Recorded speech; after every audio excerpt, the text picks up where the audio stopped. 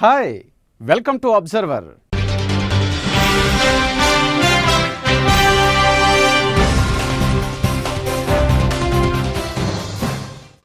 ఎలాగో పంచాయతీ ఎన్నికలను గట్టెక్కించిన రాష్ట్ర ప్రభుత్వం ఇక జెడ్పీ, మున్సిపల్ ఎన్నికలను నిర్వహించే స్థితిలో కనిపించడం లేదు. రాష్ట్రంలో విభజన ఉద్యమాలు ఇప్పుడు స్థానిక ఎన్నికలపై తీవ్ర ప్రభావం చూపబోతున్నాయి. దీంతో ఇప్పట్లో ఈ ఎన్నికలు జరిగే అవకాశాలు దాదాపు అనుమానంగానే ఉన్నాయి. అందుకే సర్కారు కూడా ప్రత్యేక అధికారుల పాలనను మరో 6 నెలలు పొడిగించింది.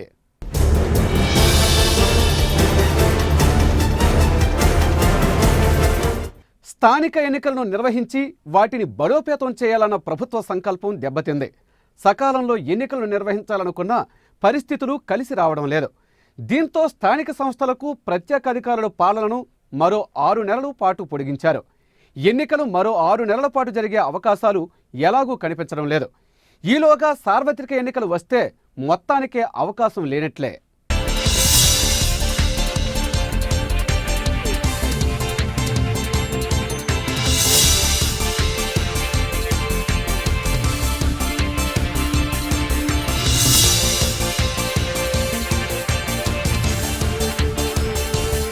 మున్సిపాలిటీలకు పాలక వర్గాలు ఏర్పడితేనే అవి బలోపేతమవుతాయి.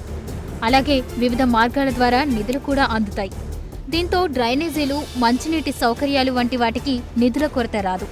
అలాగే పట్టణాల అభివృద్ధి సాధ్యమవుతుంది.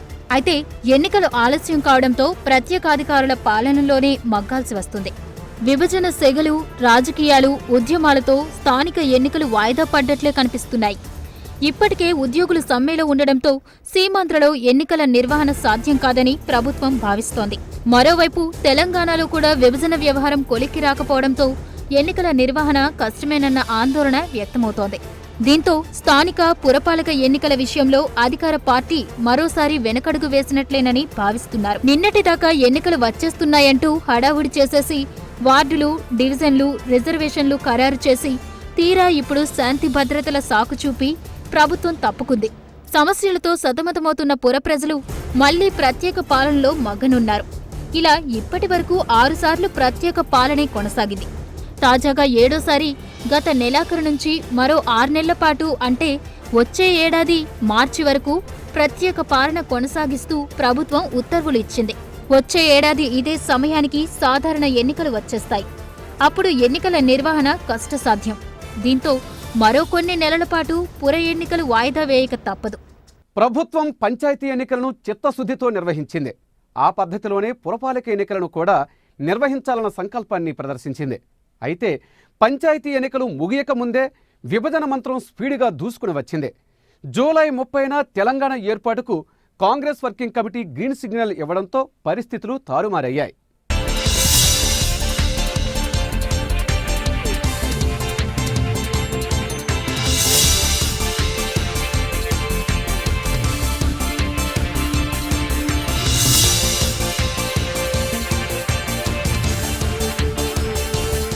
నిజానికి స్థానిక ఎన్నికలను ఒక్కొక్కటిగా పూర్తి చేయాలని కిరణ్ సర్కారు కసరత్తు చేసింది. అందుకు తగ్గట్లుగానే ఏర్పాట్లు చేసుకుంది. ఓటర్ల జాబితా పూర్తి చేయడం మొదలు రిజర్వేషన్ల వరకు అన్నీ చకచకా జరిగాయి. దీంతో పంచాయతీ ఎన్నికలను పూర్తి చేయగలిగారు. ఇక వెంటనే జెడ్పీ, మున్సిపల్ ఎన్నికలు కూడా పూర్తి చేయాలని భావించారు. అయితే అంతలోనే రాష్ట్ర విభజనకు కాంగ్రెస్ బీజం వేసింది. దీంతో అంతా ఆగిపోయింది. దీంతో సీమాంధ్రలో గత 2 నెలలుగా ప్రజలు ఆందోళనకు దిగారు. ఆర్టీసీ బస్సులు నడవడం లేదు. పాఠశాలలు, కళాశాలలు మూతపడ్డాయి. ఉద్యోగులు సమ్మెకు దిగారు. దీంతో ఎన్నికలు జరపాలన్న సంకల్పం ఉన్నా పరిస్థితులు అనుకూలంగా లేకుండా పోయాయి. దీంతో చేసేది లేక సర్కారు పురపాలక పాలనను మరో 6 నెలలు ప్రత్యేకాధికారులకు అప్పగించేందుకు నిర్ణయించింది. ఆందోళనలు, అనిశ్చితి రాజకీయాల నేపథ్యంలో ఇప్పట్లో స్థానిక సంస్థల ఎన్నికలు నిర్వహించలేని పరిస్థితి నెలకొంది. విభజన సెగలతో ఊహించని రీతిలో ప్రత్యేక పాలనను పొడిగించింది. ఆంధ్ర, రాయలసీమలో పరిస్థితులు అనుకూలంగా లేనందున ప్రభుత్వం మళ్లీ ప్రత్యేక పాలన వైపే మొగ్గు చూపింది. రాష్ట్రంలోని 95 పురపాలికలు, 16 నగరపాలక సంస్థల్లో మరో 6 నెలల పాటు ప్రత్యేక అధికారుల పాలన కొనసాగనుంది. 2005లో స్థానిక సంస్థలకు నిర్వహించగా వాటి పదవీకాలం వాస్తవానికి 2010 సెప్టెంబర్ నెలాఖరుతో ముగిసింది. ఆ తర్వాత మున్సిపల్ ఎన్నికలు నిర్వహించాల్సి ఉన్నా ఆ దిశగా అడుగు ముందుకు పడలేదు. దాదాపు 2 ఏళ్లుగా అవి ప్రత్యేకాధికారుల పాలనలోనే కొనసాగుతున్నాయి. సకాలంలో ఎన్నికలకు కోర్టు కేసులు కూడా అడ్డం పడ్డాయి. అన్ని సమస్యలను అధిగమించినా అంతకన్నా పెద్ద సమస్యే వచ్చిపడింది. దీంతో ఎన్నికలు దాదాపుగా వెనక్కిపోయాయనే చెప్పొచ్చు. తెలంగాణలో ఆందోళనలు లేకున్నా సీమాంధ్రలో ఉద్యమాలు ఇప్పుడు ప్రతిబంధకంగా మారాయి. దీంతో ప్రత్యేక ఉద్యమాలు రాష్ట్రంలో నెలకొన్న అనిశ్చితిని సాకుగా చూపి పాలకపక్షం ఎన్నికలు వాయిదా వేసి ప్రత్యేక పాలనను మరో 6 నెలలు పొడిగిస్తూ వచ్చింది. ఇప్పుడు అంతా సవ్యంగా ఉండంటే జూలై 31కి గ్రామ పంచాయతీ ఎన్నికల థర్డ్ ఫేజ్ కూడా అయిపోయింది. దాని తర్వాత అయిపోతేనే ఇమ్మీడియట్గా మున్సిపల్ ఎన్నికలకు కార్పొరేషన్ ఎన్నికలకు పోవాలని అటు గవర్నమెంట్ అనుకున్నది. తర్వాత ఈవెన్ స్టేట్ ఎలక్షన్ కమిషన్ కూడా ఆ ప్రయత్నాలు ఉన్నాయి. కానీ అనుకోకుండా జూలై 30న ఈ యొక్క రాష్ట్ర విభజన నిర్ణయం సిడబ్ల్యూసీ తీసుకోవడం, దాని తర్వాత మొత్తం రాష్ట్రంలో పరిపాలన మొత్తం ఉద్యోగస్తులందరూ సమ్మలేకపోవడంతో ఇప్పుడు ఆ ప్రాసెస్, ఇప్పుడు ఎన్నికలు పెట్టాలంటే ముందు ఓటర్ల జాబితా తయారు కావాలి, తర్వాత రిజర్వేషన్స్ చేయాలి. కాబట్టి ఇదంతా ప్రాసెసింగ్ జరిగిన తర్వాతనే నెక్స్ట్ స్టేట్ ఎలక్షన్ కమిషన్కు ఆ రిజర్వేషన్స్తో కూడినటువంటి లిస్టు పంపించాలి. ఆ పరిస్థితి ఇప్పుడు ఇమ్మీడియట్గా గత 2 monthsగా అటు మున్సిపల్ శాఖకు సంబంధించిన సిబ్బంది కానీ ఎవరు కానీ సమ్మెలో ఉన్నారు. కాబట్టి ఆ ప్రాసెస్ జరిగేదానికే ఆస్కారం లేని పరిస్థితిలో ఉంది. కాబట్టి ఈ యొక్క ఉద్యోగస్తుల సమ్మె అయిపోయిన తర్వాత మళ్ళా వాళ్ళు వర్కింగ్ పరిస్థితులు ఉన్నప్పుడు ఈ ప్రాసెస్ జరుగుతానే ఇమీడియట్గా స్టేట్ ఎలక్షన్ కమిషన్కు రిజర్వేషన్ పంపిస్తానే జరుగుతాయి. అంతవరకు మనం దీన్ని బట్టి ఆధారపడింది సమ్మె ఎన్నాళ్ళు జరుగుతుంది అనే దాన్ని బట్టి ఎన్నికలు ఆధారపడి ఉంటాయి.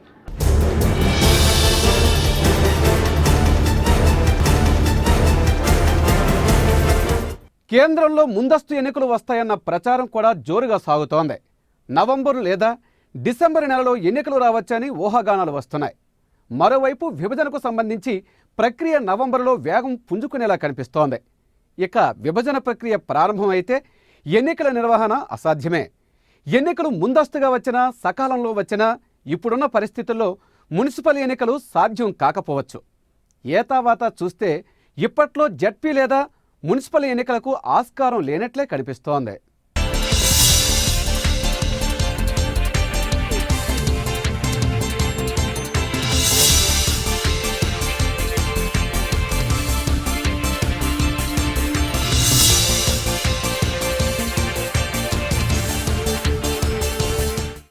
ఎన్నికలు ఆలస్యం కారణంగా మున్సిపాలిటీల్లో పాలన పడకేసింది.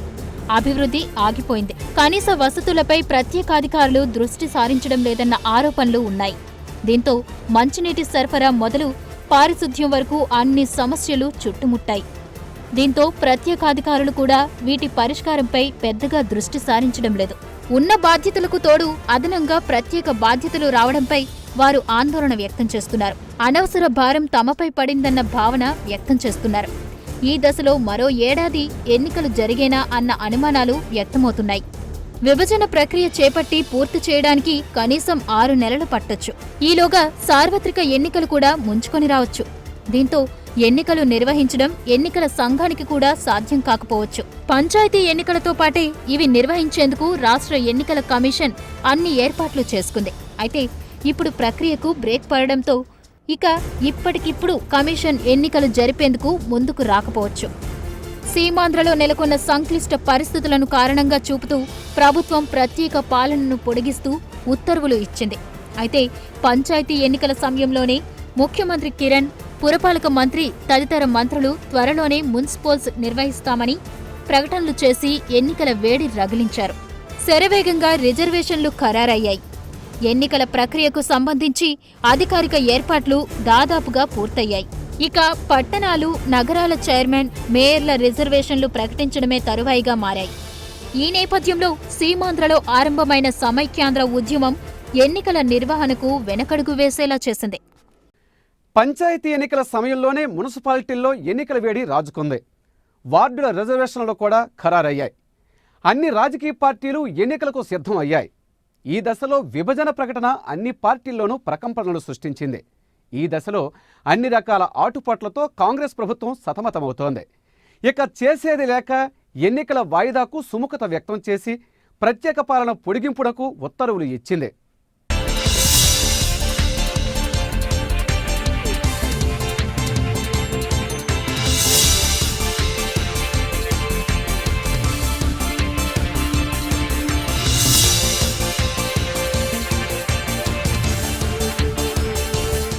వచ్చే ఏడు మేలోగా సార్వత్రిక ఎన్నికల షెడ్యూల్ ముగియాలి. దీనికి 6 నెలల ముందు నుంచే కసరత్తు మొదలవుతుంది. దీంతో యంత్రాంగం అంతా ఈ ఎన్నికలపైనే దృష్టి పెట్టాల్సి ఉంటుంది. దీంతో జనరల్ ఎన్నికలకు ముందు స్థానిక ఎన్నికల నిర్వహణ అసాధ్యమే. పరిస్థితులు అనుకూలంగా ఉన్నా ఎన్నికల నిర్వహణ అసాధ్యమని అధికారిక వర్గాలు చెబుతున్నాయి. ఇవన్నీ గమనించే ప్రభుత్వం కూడా ఎన్నికలను వాయిదా వేయడానికి మొగ్గు చూపింది. పురపాలక ఎన్నికలకు సన్నద్ధమవుతున్న ఆశావాహులకు నిరాశే మిగిలింది. పంచాయతీలకు జరిగినట్లే పురపాలికలకు ఎన్నికలు జరుగుతాయని వారు భావించారు. అయితే అందుకు భిన్నంగా ప్రత్యేక పాలనను మరో 6 నెలలు పొడిగిస్తూ ప్రభుత్వం ఉత్తర్వులు జారీ చేసింది. దీంతో నిన్నటి వరకు వార్డుల రిజర్వేషన్లు, జనాభా, ఓటర్ల గణన పేరుతో హడావుడి చేసిన అధికారులు వెనక్కి తగ్గారు. కలెక్టర్ స్థాయి నుంచి ఇతర జిల్లా అధికారులను ఎక్కడికక్కడ అవసరాన్ని బట్టి ప్రభుత్వం ప్రత్యేక అధికారులుగా నియమించింది. అయితే అలంకారప్రాయంగా మారిన ప్రత్యేక అధికారులు మొక్కుబడిగా పట్టణాలకు వచ్చి వెళ్తున్నారన్న ఆరోపణలు వస్తున్నాయి. పాలకవర్గాలు లేకపోవడంతో ఇక ప్రభుత్వం ప్రత్యేకంగా ఒక్క పైసా కూడా విడుదల చేయడం లేదు. ఫలితంగా పట్టణాలు, నగరాల్లో పరిస్థితి దయనీయంగా మారింది. ప్రధానంగా తాగునీటికి ప్రజలు విలవిల్లాడుతున్నారు. ఈ ఏడాది సమస్య తీవ్రత కొంత తగ్గినా పట్టణాల్లో తాగునీటి ఎద్దడి నెలకొంది. ఇక వర్షాకాలం వస్తే రహదారుల పరిస్థితి అధ్వానమే. దోమల బెడద, అధ్వానపు పారిశుద్ధ్యం, పర్యవేక్షణ లోపం వెరసి ప్రజల బాధలు వర్ణనాతీతం. మురుగు కాలువల పరిస్థితి చెప్పాల్సినవి కాదు. సమస్యలన్నీ కూడా పాలకవర్గాలు ఉంటేనే పరిష్కారం అయ్యేది. అసాధ్యంగా ఉండేది. ప్రత్యేకాధికారుల పాలన కారణంగా వాటిపై దృష్టి పెట్టడం అసాధ్యమే. సార్వత్రిక ఎన్నికలు పూర్తయితేనే వీటికి మోక్షం కలిగే అవకాశం ఉంది. రాజ్యాంగం పరంగా ఆల్రెడీ ఎప్పుడో జరిగిండాలా, దానికి కొంత కోర్టు కేసులు ఇవన్నీ ఉన్నాయి. తర్వాత అవి కూడా అయిపోయినాయి. ఇప్పుడు ప్రభుత్వం కూడా సిద్ధంగా ఉంది. మనకు కేంద్ర ప్రభుత్వం నుండి ఫండ్స్ రావాల్సిన దానికి కూడా మన ఇబ్బందిగా ఉంది. ఎన్నికలు జరపకుంటే కొన్ని ఫైనాన్స్ కమిషన్ నిధులు వచ్చేదానికి ఆస్కారం ఉండదు. కాబట్టి ఆ విధంగా అటు రాష్ట్ర ప్రయోజనాలను దృష్టిలో పెట్టుకున్నా, రాజ్యాంగ స్ఫూర్తిని దృష్టిలో పెట్టుకున్నా ఎన్నికలు పెట్టక తప్పదు. కాబట్టి కాంగ్రెస్ పార్టీ కానీ ప్రభుత్వం కానీ సిద్ధంగా ఉన్నాయి. కాకపోతే ఏమంటే ఈ సమ్మె అయిపోతేనే ఆ ఓటర్ లిస్టు, రిజర్వేషన్స్ ఇవన్నీ తయారు కావాలి.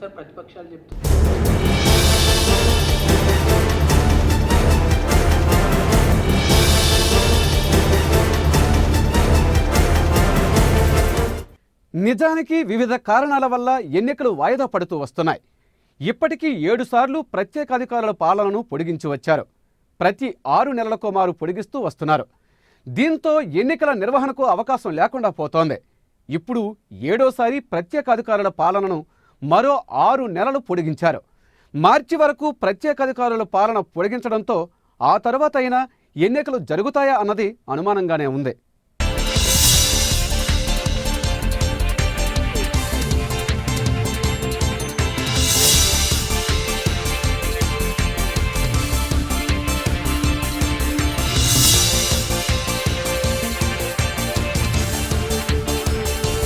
పురపాలికలకు 2005లో ఎన్నికలు జరగగా పాలకవర్గం గడువు 2010 సెప్టెంబర్లో ముగిసింది. నాటి నుంచి ప్రతి 6 నెలలకోసారి వంతున ప్రస్తుతం 7వసారి ప్రత్యేకాధికారుల పాలన పొడిగిస్తూ ఆదేశాలు రావడంతో పోటీ చేయాలనుకునే వారిలో నిరాశ నెలకొంది. సెప్టెంబర్ 2లోపు ఎన్నికలు నిర్వహించాలని హైకోర్టు ఆదేశించడంతో అధికారులు హడావుడి చేశారు. ఇదే అవకాశంగా ఆశావాహులు వార్డులలో పర్యటిస్తూ ప్రజల సమస్యలపై దృష్టి సారించారు. ప్రత్యేక తెలంగాణ రాష్ట్రం ప్రకటన రావడం, సీమాంధ్రలో ఆందోళనలు ఉధృతం కావడంతో ఎన్నికలు నిర్వహించలేని పరిస్థితి ఏర్పడడంతో ప్రభుత్వం వెనక్కి తగ్గింది. ఫలితంగా పురపాలికల్లో, నగర పంచాయతీల్లో ప్రత్యేక పాలన కొనసాగనుంది. పురపాలక సంఘాలకు పాలకవర్గాలు ఏర్పడితే ప్రభుత్వం నుంచి పూర్తి స్థాయిలో నిధులు విడుదలవుతాయి. ప్రత్యేకాధికారుల పాలన వల్ల ఆర్థిక సంఘం నిధులు వచ్చే అవకాశం లేదు. ఆయా సంఘాలకు సంయుక్త కలెక్టరు, అదనపు సంయుక్త కలెక్టర్తో పాటు ఆర్డీఓ స్థాయి అధికారులను ప్రత్యేకాధికారులుగా నియమించారు. వీరు నిత్యం వారి శాఖపరమైన పనుల్లోనే తలమునకలవుతున్నారు. ఆయా పట్టణాల్లో సమస్యలపై దృష్టి సారించలేకపోతున్నారు. దాంతో వారు తమ ఇబ్బందులు ఎవరికి చెప్పాలో తెలియని పరిస్థితి నెలకొంది.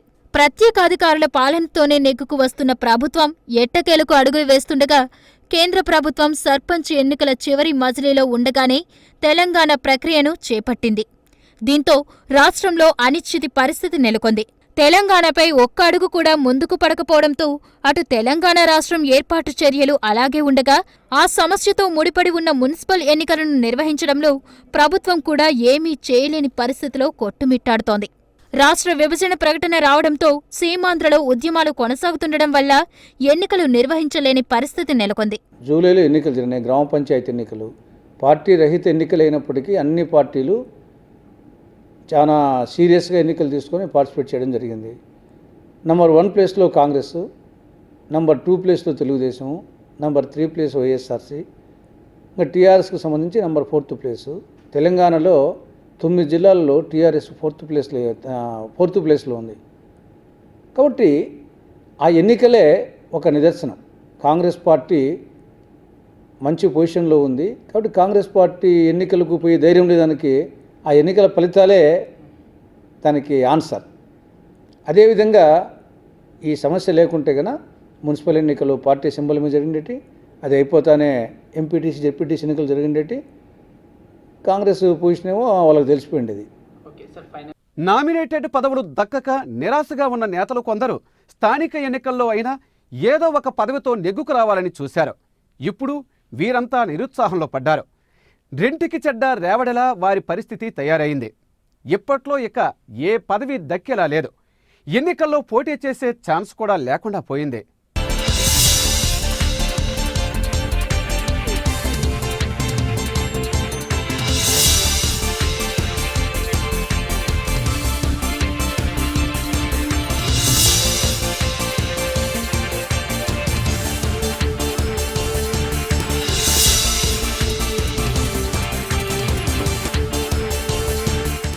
ఇంతకాలం మున్సిపల్లో కౌన్సిలర్లుగా, కార్పొరేటర్లుగా ఎన్నికవుతామని గత 7 ఏళ్లుగా ఆశలు పెట్టుకుంటూ వస్తున్న యువత నాయకులకు ఇప్పుడు నిరాశే మిగిలింది.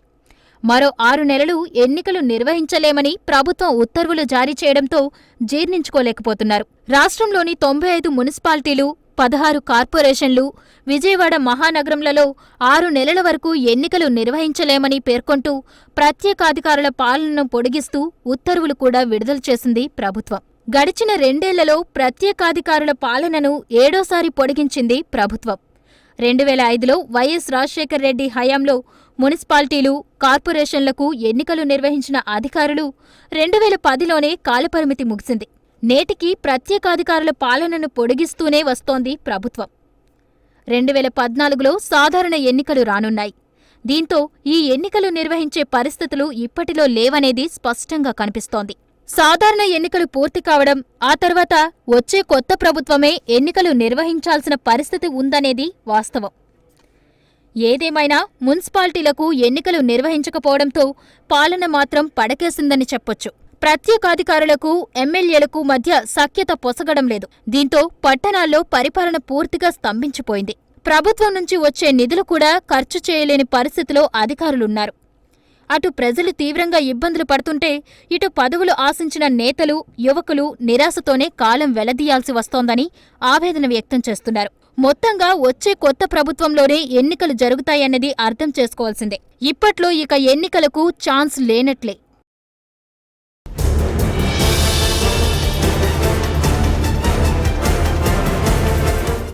ఇది ఇవాల్టి అబ్జర్వర్ కార్యక్రమం. మరో అబ్జర్వర్ కార్యక్రమంలో మరిన్ని విశేషాలతో మళ్ళీ కలుసుకుందాం. అంతవరకు చూస్తూనే ఉండండి మీ ఏటీవీ.